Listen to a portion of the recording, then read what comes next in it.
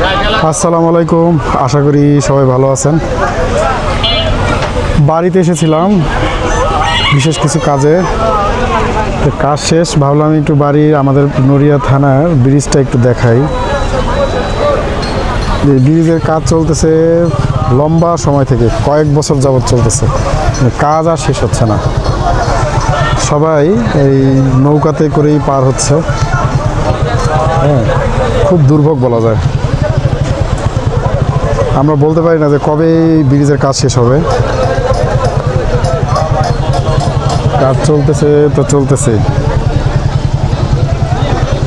আমাদের বাড়ি নড়িয়া থানার খুব একটা উন্নতি হয় নাই, নদী ভাঙন প্রবণ এলাকা, তো এই জন্য খুব একটা উন্নয়ন হয় নাই।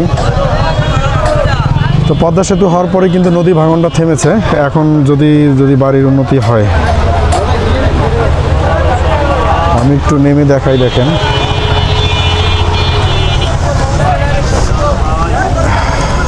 প্রচুর মানুষ এখন এই নৌকা দিয়ে পার হয়।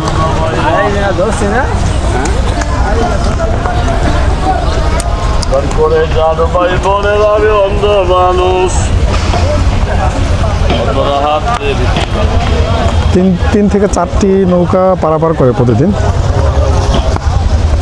যদি আমি নিচ থেকে ব্রিজটা দেখাই, দেখেন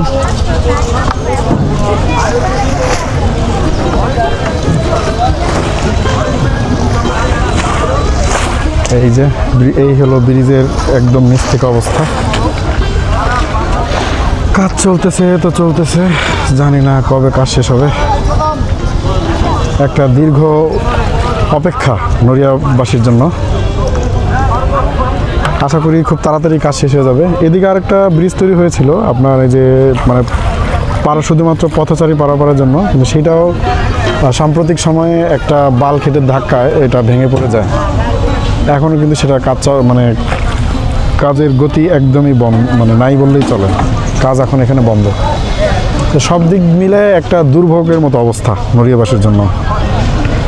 তো আজকের মতো এখানে বিদায়। আল্লাহ হাফেজ।